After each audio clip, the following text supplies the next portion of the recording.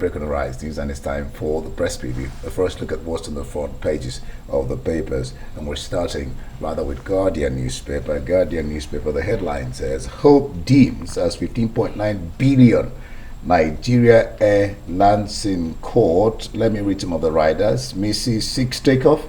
FG in desperate move to salvage unpopular venture Buhari's 2015 pledge. And then he says local airline operators, aviation unions divided on prospect, and then Ruto to sell loss-making Kenya Airways. Then if you go to the bottom there, it says Igbo rise against Arthur Eze, others over opposition to P2B, and fans on rampage as Two-Face abandons contract, fails to show up for his concert. Shetima Ford's poll ranking Atiku to win 2023 poll. That's for Guardian.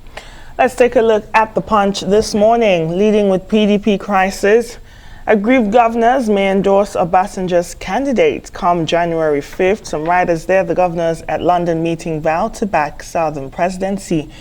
PDP dares angry governors, name your preferred presidential candidate. And Body George says good luck to Atiku if he thinks he can win without us.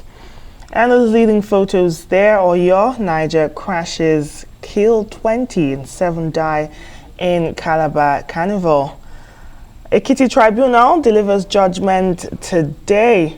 And just above the nameplate of the Punch this morning, economic crunch, Senate proposes 376 new agencies, shuns or runs Sanye report.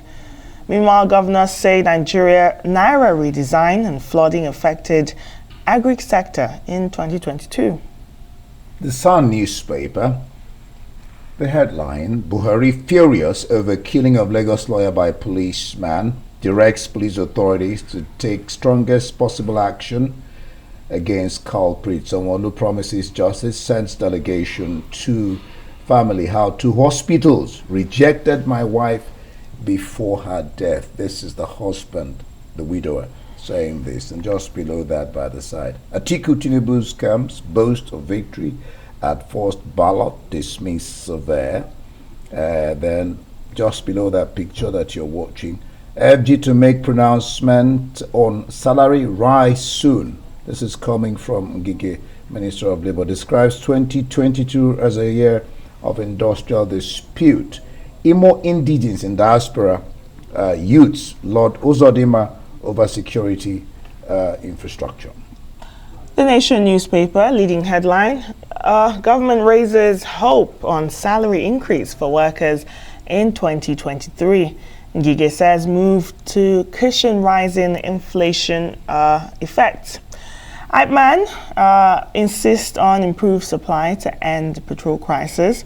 Motorist kills 7 at Calabar Carnival Parade.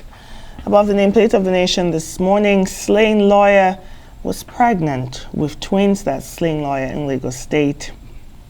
Very sad. Excuse me. We'll go to the foreign papers now. The Independent, it says, more snow hits U.S. after deadly storm. Food bank donations fall despite tsunami of need. And the I newspaper this morning, train strike set to escalate as union plans daily walkouts. All right, so we'll bring in Emmanuel Bello. Emmanuel, let's start with Guardian. Guardian says, hope dims as 15.9 billion Nigeria air lands in court. And then Igbo rise against Arthur Eze, others over opposition P2B, and then of course Shetima falls poll, making Atiku, ranking Atiku to win 2023 poll.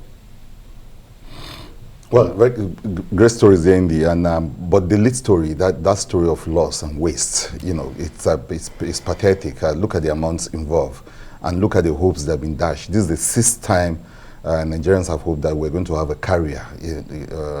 It's among the many things that has made this country a very painful one. It's the fact that we don't have a carrier. Kenya is boasting of one, though this report is saying that Kenya Airways is also in trouble.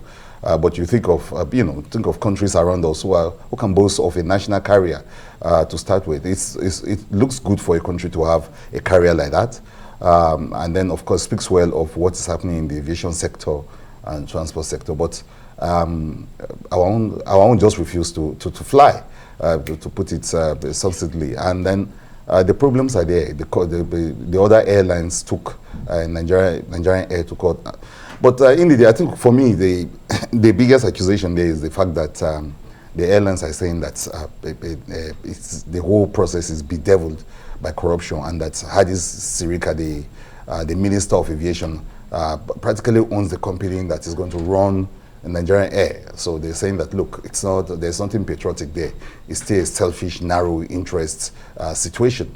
Ministers continue to deny that. But the cumulative effect of that is that we're not going to fly that plane, or we're not going to fly the Nigerian Air at the date it's been given, the December deadline. It's not going to happen. And it's not even, from what this report is saying, this Guardian report is saying, which is an exclusive report, is saying that probably in the lifetime of President Buhari, we'll probably never see that, that project take off. A lot of people had hoped that it's going to re-energize the aviation sector,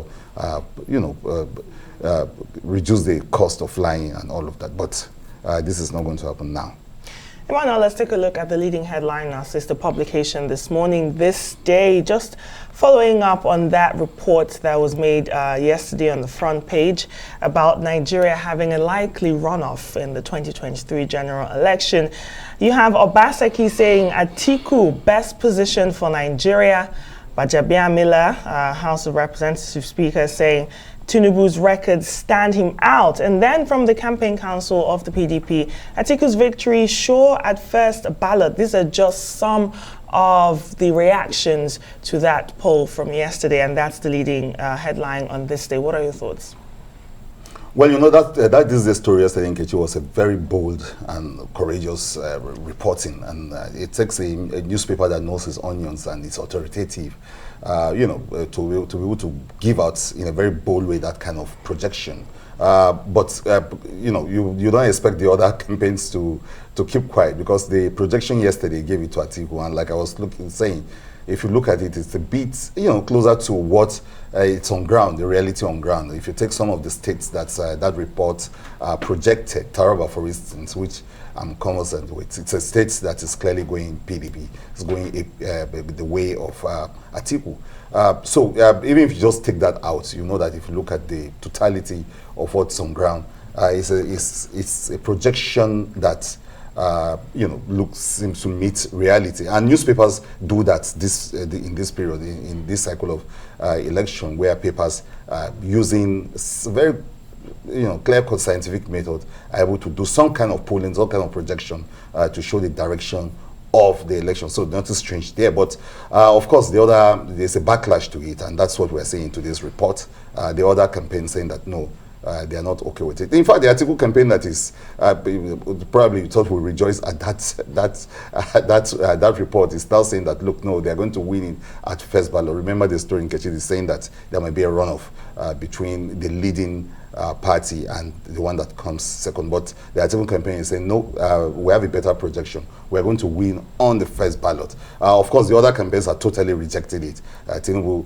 people saying that it's false, it's not going to happen. Shetima actually coming so strongly to say that he does not believe in the polls. But that's in the nature of polling. Most people will tell you that there were other interests considered in doing those polling. But this day has been a bit consistent over the years for those who have watched the history of polling in this country, in calling elections and calling them out almost accurately, right. And in this case, it was very clear that the editors did a very, very serious homework to look at the states. First, it's not such a difficult thing. You look at the voting history of these states, you look at the voting pattern, you look at the demography, you look at actually the contending issues, and you ask yourself which party is up ahead and which one will Nigerians readily vote for. Many reports in today's story suggest that a lot is going on in the parties, especially the PDP, and of course, you look at that story on the 5 governors. Yes. Apart from that, the Otto Eze backlash in the Guardian. Otto Eze, billionaire, has come out to say, look, he has no faith in the OB campaigns, and then he got a lot of knocks for that. But so he has a choice. well, yes, it's yes. Some people were fair to it. They said, look, it is his opinion, but he was very clear. I mean, these are not people who just talk anyhow. He said, look, I had good talks with Peter Obi, and I told him clearly that, look, there's no pathway to victory. And if you look at our polling yesterday, they did the story. You look at the narrow path, you know, almost a very difficult path that Obi will have to take to make the headway. Remember that it's not just about the popular vote, it's about also the spread and the percentages. And the structure. And yeah, so it's talking to that. And if you look at the crisis in APC, the problem of even acceptance, the crisis of records, the kind of stories that we're doing around the records of Buhari and the APC administration, a lot of people not really willing to say we are going to go that path again. You begin to understand that, yes, there must be some truth in the polls that we had yesterday. So, but the backlash are in place. People must react.